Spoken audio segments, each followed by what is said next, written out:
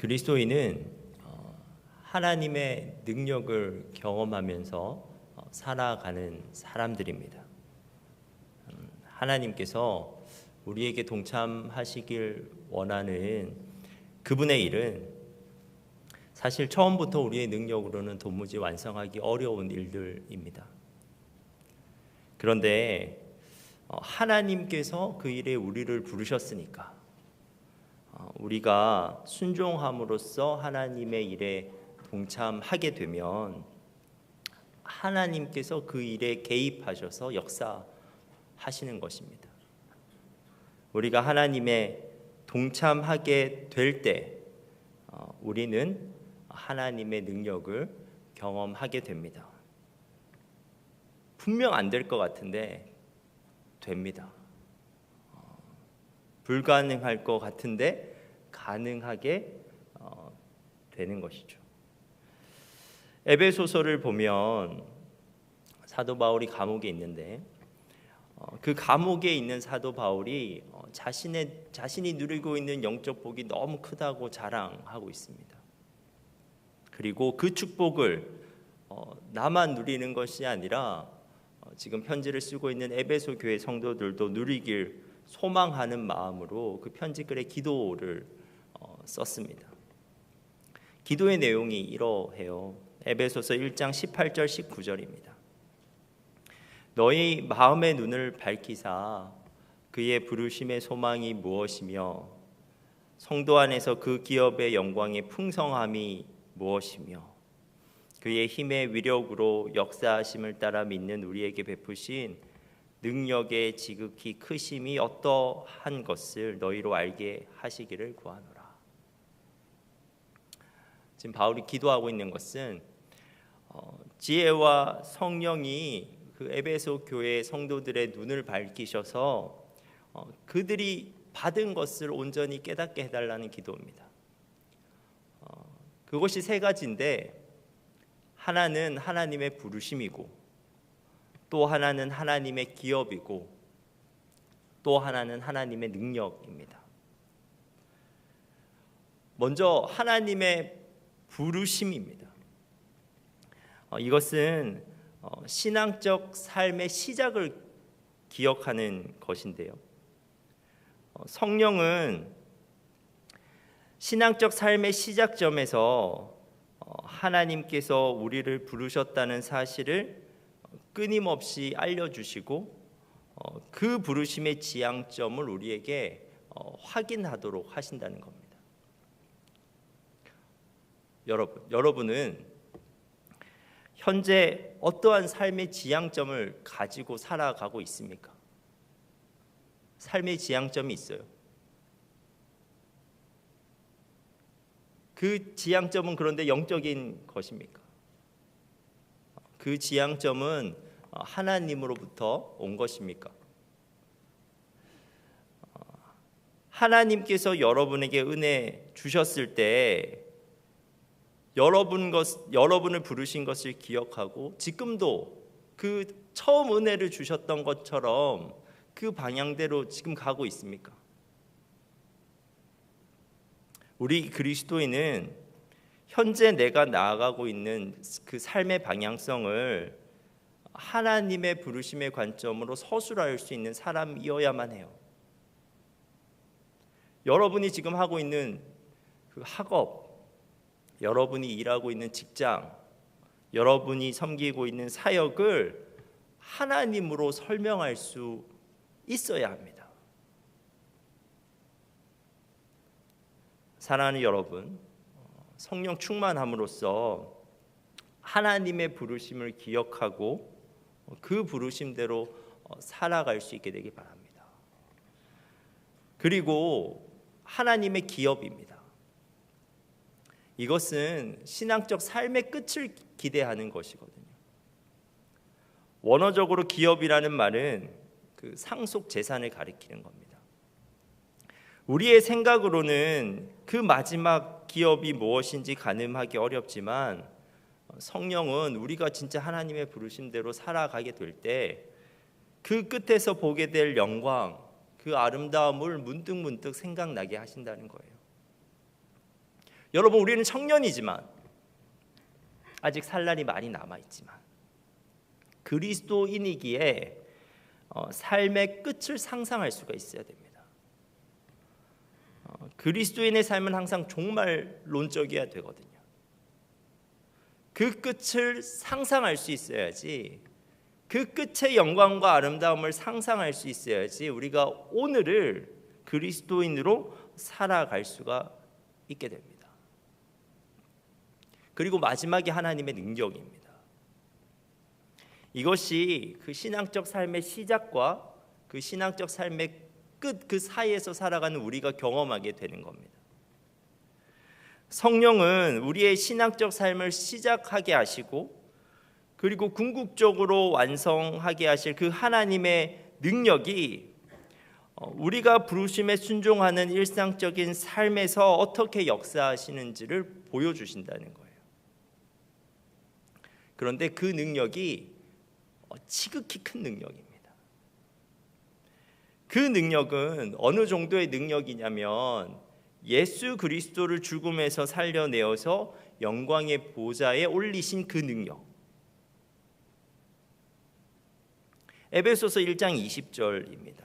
그 18절과 19절에 이어지는 그 에베소서 1장 20절에는 그 능력을 이렇게 표현하고 있어요. 그의 능력이, 하나님의 능력이 그리스도 안에서 역사하사 죽은 자들 가운데서 다시 살리시고 하늘에서 자기의 오른편에 앉히사. 그런데 그 정도로 엄청난 능력이 그리스도인의 삶, 하나님의 부르심을 따라 나아가는 그 그리스도인의 삶에 임한다는 겁니다. 나의 뜻대로 살아가는 삶에는 나의 능력 범위 안에서만 우리가 살아가게 되지만 주님의 뜻대로 살아가는 삶은, 그리고 주님의 부르심을 따라가는 삶에는 하나님의 능력이 임하게 된다는 것입니다. 오늘 본문은 하나님의 부르심을 따라 충실히 살아가고 있었던 사도 베드로가 하나님의 능력을 경험하고 있는 사건에 대한 기록입니다. 오늘 본문은 그때라는 단어로 시작하고 있습니다. 그렇다면 이 시점은 어떠한 때를 말하는 것일까요? 우리가 지금 사도행전 12장을 읽었는데 11장의 사건과 관련됩니다. 11장에는 복음의 확장으로 인해 최초의 이방 교회인 안디옥 교회가 세워지고 성장하는 이야기가 기록되어 있습니다. 그런데 이방 땅에서 그렇게 부흥이 이루어지고 있었던 바로 그때 정작 복음의 중심지였던 예루살렘에 박해가 일어난 거예요. 1절입니다. 그때 헤롯 왕이 손을 들어 교회 중에서 몇 사람을 해하려 하며. 여기서 헤롯이 손을 들었다는 말은 공권력을 발동해서 교회 중심 세력을 타격하려고 시도했다는 것입니다. 이전까지 교회에 행해졌던 박해는 유대 종교 지도자에 의해서 행해진 박해였지만 이제 헤롯의 박해는 국가적인 박해였고 그리고 정치적 박해였기 때문에 그 정도가 훨씬 더 심각했습니다. 헤롯은 구체적으로 헤롯 아그리파 1세를 말하는데 그는 에돔 출신으로서 유대인으로부터 정통성을 인정받지 못하고 있는 왕이었습니다. 그래서 그는 지금 그 유대인들로부터 정치적 지지를 받아내기 위해서 당시 유대인들이 그토록 싫어하였던 성도들, 예루살렘 교회를 박해하기 시작한 겁니다. 2절을 보면 실제로 헤롯은 가장 먼저 사도 야고보를 잡아서 죽였습니다. 야고보는 세베대 아들 중 한 명으로 사도 요한의 형제 야고보입니다. 사도 중에서 처음으로 야고보 사도가 순교하게 된 겁니다. 그런데 헤롯이 야고보를 죽이니까 사람들이 너무너무 기뻐했습니다. 유대인들이 그 교회에 수장되는 야고보가 죽으니까 기뻐했습니다. 그래서 헤롯은 내친 김에 베드로까지 체포하여 투옥하였습니다. 3절과 4절입니다. 유대인들이 이 일을 기뻐하는 것을 보고 베드로도 잡으려 할세 때는 무교절이라. 잡음에 옥에 가두어 군인 넷씩인 내패에 맡겨 지키고 유월절 후에 백성 앞에 끌어내고자 하더라. 우리는 이 대목에서 헤롯이 얼마나 철저히 베드로를 감시하고 지켰는지를 확인할 수 있습니다. 당시에는 비록 중죄인이라고 할지라도 한 명의 죄인을 한 명의 보초병에 쇠사슬로 메어놨습니다. 하지만 베드로의 경우에는 지금 그를 가운데 두고서 양쪽으로 지키고 있는 군인들의 손목과 베드로의 손목을 쇠사슬로 지금 연결해 놨습니다. 그뿐만 아니라 10절에서 볼 수 있듯이 큰 쇠문 너머에 또 다른 파수꾼 둘을 세워놨습니다. 헤롯은 베드로가 도망가지 못하도록 철동같이 감옥 안팎을 지켰습니다. 이러한 경비는 뭘 말해주고 있냐면 내가 반드시 베드로를 죽이겠다. 반드시 베드로를 처형시키겠다는 헤롯의 강한 의지를 지금 보여주고 있는 겁니다. 이쯤 되면 베드로는 전혀 풀려날 희망이 없는 것처럼 보입니다. 그를 묶고 있는 결박은 너무나 단단했고 그를 처형하고자 하는 헤롯의 의지는 너무 확고했고 그리고 시간은 흘러서 재판과 처형을 바로 앞둔 전날에 지금 이르렀습니다. 그런데 그러한 상황 가운데서 하나님께서 베드로를 구출하고자 이 상황 가운데 개입하셨습니다. 하나님께서 보내신 천사가 감옥에 나타났습니다. 7절입니다. 호련히 주의 사자가 나타나매 옥중에 광채가 빛나며 또 베드로의 옆구리를 쳐 깨워 이르되 급히 일어나라 하니 쇠사슬이 그의 손에서 벗어지더라. 베드로를 결박한 쇠사슬은 도무지 끊어내지 못할 정도로 단단하게 보였지만 하나님이 보내신 천사 앞에서는 마치 썩은 새끼줄처럼 끊어져 버렸습니다. 천사의 말 한마디에 유대 최고 권력자의 강요한 결박은 너무나 쉽게 해체되어져 버렸습니다. 그런데 그날은 유월절이 끝나는 밤이었습니다. 하나님의 백성이 애굽의 쇠사슬에서 풀려나던 시기에 베드로에게 똑같은 일이 일어난 것입니다. 유월절 날에 이스라엘 백성이 띠를 띠고 황급히 그 애굽 땅에서 벗어난 것처럼 베드로도 띠를 띠고 신을 신고 겉옷을 입고 따라오라는 천사를 따라서 감옥에서 벗어났습니다. 10절입니다. 이에 첫째와 둘째 파수를 지나 시내로 통한 쇠문에 이르니 문이 저절로 열리는지라. 나와서 한 거리를 지나매 천사가 곧 떠나더라.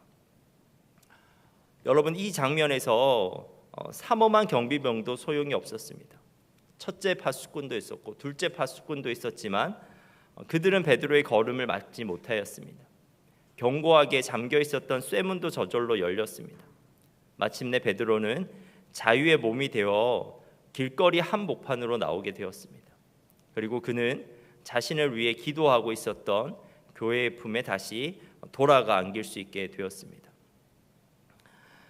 사도행전 12장에서 우리에게 명확하게 우리가 확인할 수 있는 것은 하나님의 능력입니다. 인간의 능력으로는 도무지 그분의 능력을 막아낼 수 없다는 것. 아무리 쇠사슬로 묶어도 아무리 쇠문으로 닫아도 그분이 뜻하시면 쇠사슬은 벗어지고 쇠문은 저절로 열리게 된다는 것입니다. 그러므로 하나님을 믿는 우리에게 중요한 것은 우리 앞에 놓여 있는 상황이 아니라 오직 하나님의 뜻입니다. 하나님의 뜻이 있으면 바다도 길이 된다. 하나님의 뜻이 있으면 갇힌 자도 풀려난다. 하나님의 뜻이 있으면 죽은 자도 살아난다. 그러므로 하나님의 뜻대로 살아가고자 하는 자는 어떠한 상황 가운데서도 절망하지 않을 수 있습니다. 왜냐하면 그것이 우리의 능력과는 관계없이 하나님의 능력으로 반드시 이루어지기 때문입니다. 그런데 문제는 우리가 그러한 하나님의 뜻을 다 헤아리지 못할 때가 있다는 것입니다. 그 뜻을 헤아리지 못할 때 우리는 하나님의 능력을 의심하고는 합니다. 지금 베드로에게 일어난 일이 우리에게 일어나지 않을 때가 너무 많거든요. 오늘 본문에 야고보의 죽음도 그러한 경우입니다. 베드로는 살아났습니다. 하나님의 능력으로 감옥에서 풀려났습니다. 그런데 야고보는 죽었습니다. 야고보는 무기력하게 헤롯에 의해서 처형당하게 되었습니다. 하나님의 능력이 야고보에게는 나타나지 않은 것 같습니다. 그래서 우리는 이 본문을 보면서 하나님의 능력이 미치지 못하는 영역이 있는 것은 아닐까 생각하기도 합니다.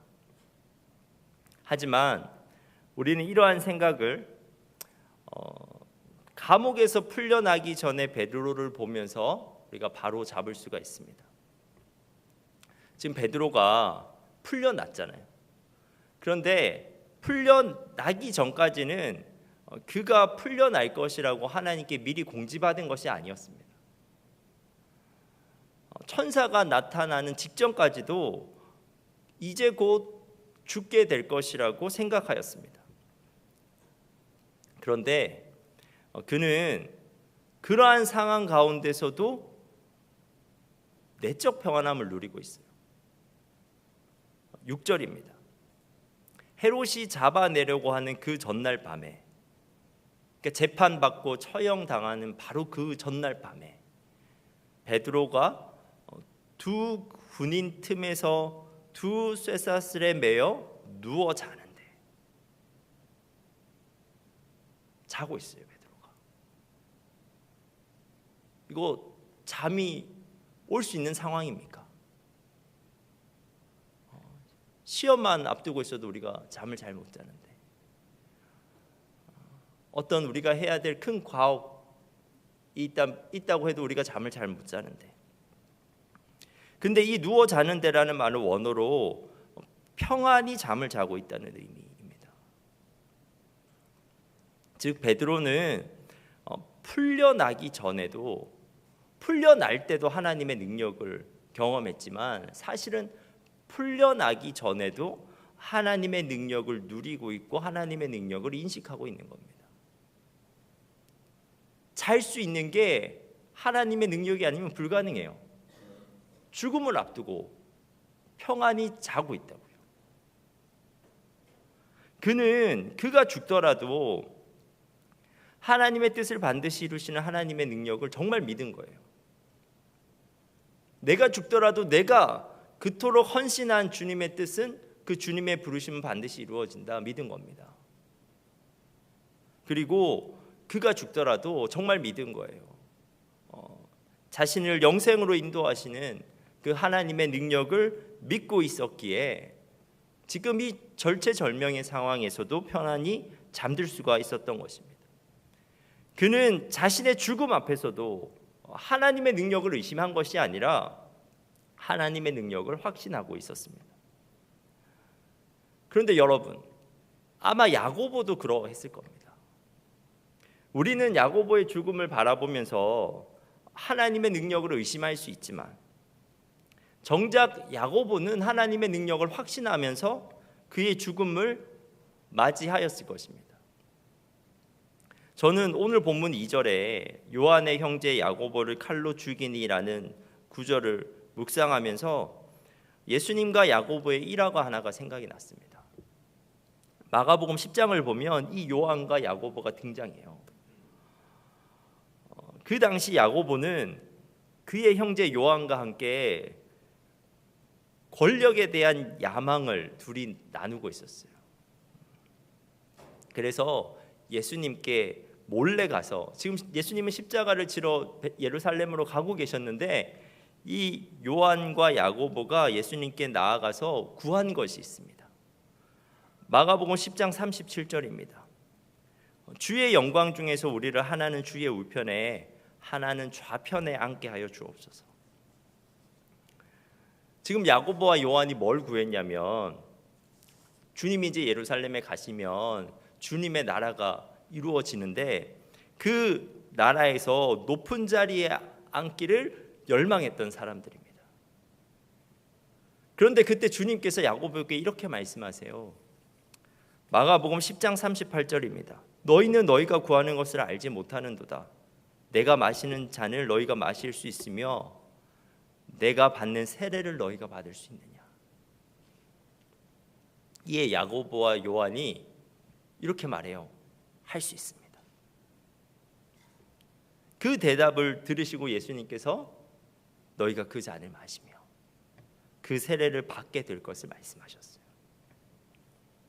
이때 야고보는 예수님의 말씀이 무슨 말씀인지 무슨 의미인지 도무지 상상하지 못했을 것입니다. 그 예수님의 영광이 십자가의 고난을 통해 온다는 것도, 그리고 그들도 그러한 고난을 받게 되리라는 것도 전혀 몰랐던 거죠. 하지만 순교 당시에 야고보는 알고 있었습니다. 그는 믿고 있었습니다. 예수님의 십자가와 부활 사건을 경험했잖아요.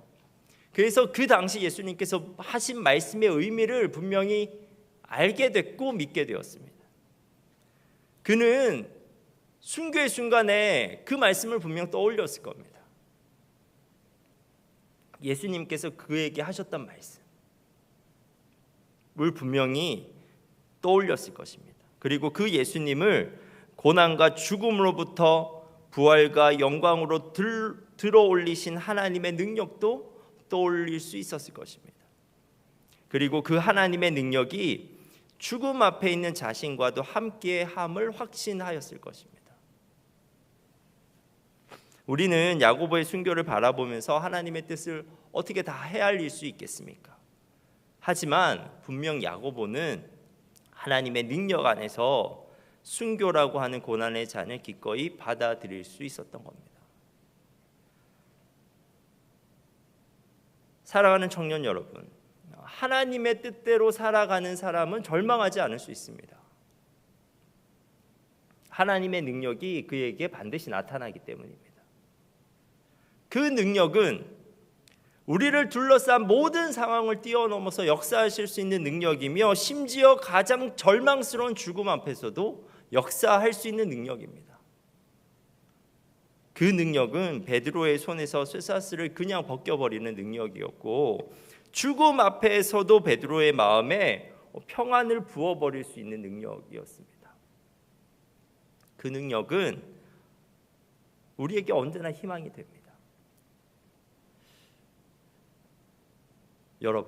여러분이 부르심 안에 있다면, 그리고 여러분이 기업의 영광을 향해서 오늘 하루를 살아가고 있다면, 그러한 하나님의 능력은 항상 여러분과 함께 있습니다. 여러분, 하나님의 뜻대로 살아가는 것이 힘들게 느껴질 때가 있지 않으십니까? 말씀을 통해, 기도를 통해 깨닫게 하신 하나님의 뜻을 이루고자 노력하는데 변화되지 않는 상황으로 낙담할 때가 있지 않으십니까? 분명 하나님께서 나에게 가정 복음화의 비전을 주신 것 같은데, 셀 공동체 회복에 대한 비전을 주신 것 같은데, 학교와 직장에서의 빛과 소금으로 살아가는 것에 대해서 분명히 나에게 말씀하신 것 같은데 부족한 나의 모습으로 실망할 때가 있지 않으십니까? 그런데 여러분, 그 뜻이 하나님의 말씀에 기반하고 있다면, 그리고 그 뜻을 성령께서 여러분의 마음에 품게 하셨다면 그 뜻을 붙잡으십시오.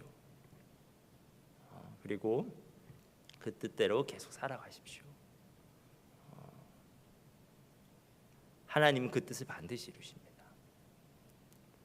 여러분의 능력과는 관계없이 하나님께서 그 뜻과 부르심으로 부르신 여러분을 책임지십니다. 그분의 능력으로 그 뜻을 이루어 가십니다. 우리가 보기에는 때로 그 뜻이 완전히 끝난 것 같습니다. 완전히 실패한 것 같이 보이기도 합니다. 하지만 그것이 하나님의 뜻이라면 그 실패를 통해서도 하나님은 우리를 깨닫게 하실 겁니다. 그리고 그 뜻을 위해 나 혼자 일어설 수 없으니까 동역자를 세워주시기도 하실 겁니다. 그리고 순간적으로 하나님의 때가 되었을 때 상황이 변하는 것을 우리가 볼 수 있을 것이며, 그리고 하나님의 때에 그 뜻이 성취되는 것을 우리가 목격하게 될 것입니다. 그러므로 우리가 바라보아야 하는 것은 우리 앞에 상황이 아니라 언제나 하나님의 부르심입니다. 언제나 우리를 향한 하나님의 뜻입니다. 그 하나님의 능력은 오늘 본문에서 보듯이 모든 상황을 뛰어넘어서 역사하십니다. 어떠한 속박도 어떠한 죽음조차 하나님의 능력을 막아낼 수가 없습니다. 사랑하는 여러분, 어려운 경제 상황에서도 연약한 육체적 조건 가운데서도 여러 가지 실패 가운데서도 여러분을 향한 하나님의 뜻을 막을 수가 없습니다. 어떠한 장애물도 하나님의 능력을 막을 수가 없습니다. 하나님의 뜻대로 묵묵히 살아감으로써 일상 가운데 하나님의 큰 능력을 경험하는 여러분 되시기 바랍니다. 기도하겠습니다.